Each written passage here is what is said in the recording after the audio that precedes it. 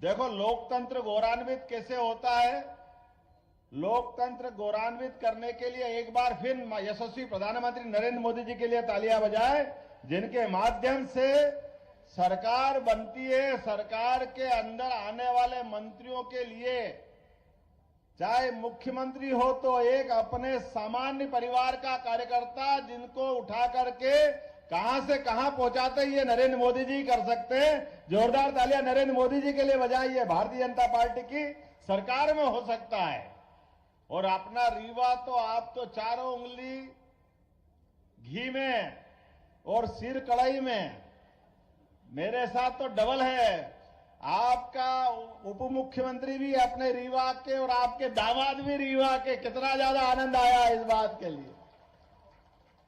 और बचा कुचा थोड़ी बहुत कसर अगर थी तो पहली बार वाले विधायक दोनों बहनें भी आपकी रीवा अंचल की। जोरदार तालियां बजाएं राधा सिंह जी के, प्रतिभा जी के लिए।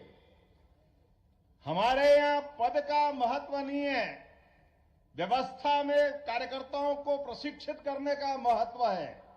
और इसी कारण से लोकतंत्र जिंदा किस बात के लिए होता है। लोकतंत्र की लंबी लड़ाई में अमर शहीद क्रांतिकारियों ने अपने बलिदान दिया है, अपने आत्म आहुतियां दी है। और रीवा का तो मैंने अपने दिवराज सिंह जी से सुना है। रीवा हमारा वो साम्राज्य है, जब मुगल सत्ता ने तलवार के दम पर अच्छे अच्छे को परास्त किया, तो रीवा साम्राज्य ने हमारी सनातन संस्कृति को बचाने के लिए सदैव युक्ति बुद्धि से अपना रास्ता निकालते निकालते पूरा सनातन धर्म को बचाने का प्रयास किया। मैं इस बात के लिए आनंदित भी हूं कि हां, रीवा का अपना वाकई समय आ गया विकास का। जोरदार तालियां बजाओ। अब कोई कोर कसर बाकी नहीं रहेगी रीवा के लिए। हमने अपने काम के आधार पर यशस्वी मुख्यमंत्री से शिवराज सिंह जी चौहान, पूर्ववर्ती मुख्यमंत्री ने जब अपने विकास के कारवां को बढ़ाया यशस्वी नरेंद्र मोदी जी के नेतृत्व में, तो हमने पुनः संकल्प लिया कि आपने जहां तक बढ़ाया है हम उससे 4 गुना आगे ले जाने के लिए संकल्पित है। इसलिए आपकी कोई योजना, किसी प्रकार के विकास के काम को बगैर बंद किए और नए नए कीर्तिमान बनाएंगे, नई नई ऊंचाइयों पे ले जाएंगे। और इसीलिए काम का विकेंद्रीकरण करने का भी हमने सिस्टम बनाया है। सरकार को वल्लभ भवन से उठा करके संभाग तक और संभाग से जिले तक और जिले के बाद विधानसभा के अपने कार्यकर्ताओं के माध्यम से विकास के लिए गली गली, मोहल्ले मोहल्ले, हर जगह दरकार जहां रहेगी वहां तक विकास के आयाम को ले जाया जाएगा। और ये यशस्वी प्रधानमंत्री की सरकार है, जिनने आह्वान किया कि हम सरकार में आए तो ये तमाम प्रकार के, जाना कितने प्रकार के षड्यंत्र होते सरकार बनाने के लिए। और उन्होंने जो कहा कि हमारे पास केवल 4 जातियां हैं, वो 4 जातियां में किसान, महिला, युवा, ये जो उनका अपना समीकरण है, केवल उनके लिए किसान, इनके लिए काम करेंगे। मुझे इस बात की प्रसन्नता है कि सिंचाई के संसाधन भी सबसे अच्छे कहीं पनपे तो रीवा अंचल में पनप करके गरीब से गरीब आदमी के भी जीवन में बदलाव लाने का प्रयास है। और राजेंद्र जी रुकिएगा मत, और जो प्रस्ताव बना सकते, आपने कृषि उपज मंडी को अच्छा करने की बात की, मैं मंच से ही घोषणा करता हूं, कृषि उपज मंडी हमारी सर्वश्रेष्ठ बनेगी, इसमें कोई कॉम्प्रोमाइज नहीं होगा। इसके अलावा भी विकास के मामले में अब रोजगार परक विकास की दृष्टि जरूरत है। और रोजगार परक विकास के लिए निश्चित रूप से अब हमारे लिए आने वाले समय में उद्योग धंधे, किसान की व्यवस्था, खास करके जिस प्रकार का समय चल रहा है, उद्योग धंधे में भी माइनिंग से जुड़े जिले, जहां हमारी माइनिंग है, खनिज के बहुत अच्छे संसाधन है, उनके माध्यम से विकास होगा। तो वो जिले जहां ये पहले से लगे वो तो अपनी जगह है ही, लेकिन ऐसे जिले जहां इसकी दरकार है, अभी गुंजाइश है, उन जिलों के लिए विशेष सब्सिडी देकर के उनको भी खड़ा कर करे। प्रत्येक बेरोजगार के हाथ में सरकार कोशिश करेगी उनके जीवन में सुख का उजाला आए, उनका जीवन भी बदले, ये प्रयास हमारी सरकार का रहने वाला है।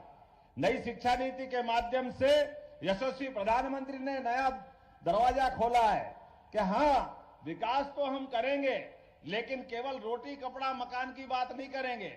रोटी कपड़ा मकान तो होगा ही, लेकिन सनातन धर्म के मामले में कोई कॉम्प्रोमाइज करने वाले नहीं है। हम अपनी सनातन संस्कृति को भी सर्वोच्च स्थान पर रख करके आगे बढ़ेंगे इसी आधार पर, क्योंकि ये भारत अपने आप में इन विशेषताओं के कारण से ही दुनिया में सदैव आगे बढ़ता रहा है।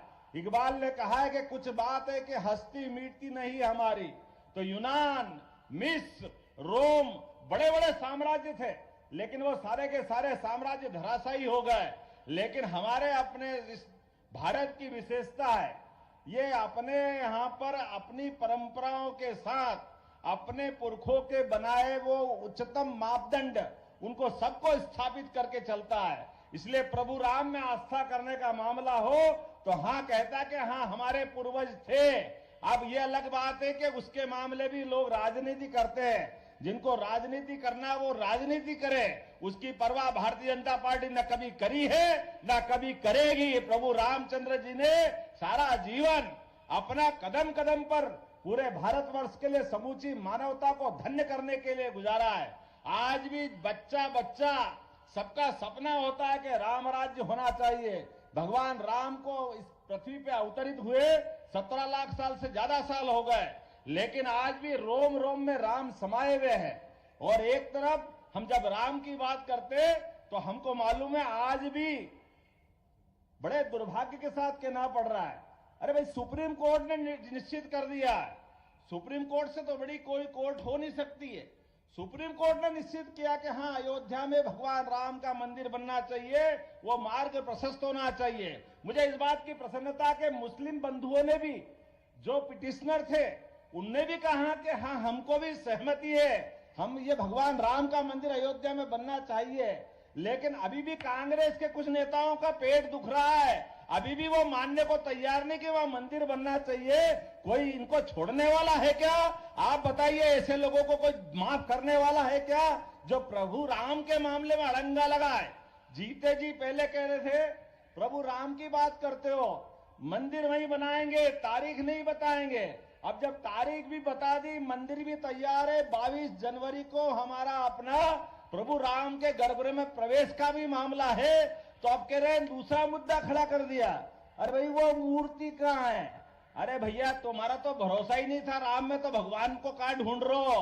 भगवान तो हमारे और आपके दिल में, जो प्रभु को राम को माने वो राम के।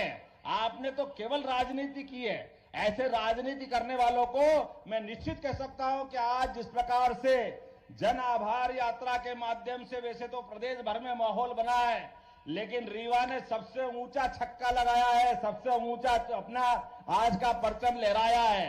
मैंने इतने खराब माहौल में भी, जब बारिश, कोहरा, शीत, तमाम प्रकार के अवरोध, परमात्मा अपनी परीक्षा ले रहा है, लेकिन रीवा के लोगों ने और पूरे रीवांचल के लोगों ने जो स्वागत किया है, तो मैंने भी संकल्प किया है परमात्मा की दया से अगर सरकार के मुखिया का जवाबदारी दी है तो राजेंद्र जी और हम सब मिलकर के कोई कोर कसर नहीं बाकी छोड़ेंगे। प्रत्येक क्षेत्र में अपन आगे बढ़ेंगे, क्योंकि हमारी जवाबदारी है। अगर हम अपनी इतने प्रचंड बहुमत के बाद अगर हम सरकार को आगे नहीं ले जाएंगे तो कौन ले जाएगा? और इसके साथ साथ विकास भी करेंगे और हमारी सनातन संस्कृति पे गर्व भी करेंगे। मुझे इस बात की जानकारी है कि यहाँ पाणिनि संस्कृत विश्वविद्यालय का एक केंद्र बनने वाला है। 20 करोड़ की लागत से उसका हमने सेंटर का विकास करने की बात कही है। अगर 100 करोड़ भी लगेंगे राजेंद्र जी, तो निश्चित रूप से उसमें भी कोई कोर कसर नहीं बाकी रहेगी।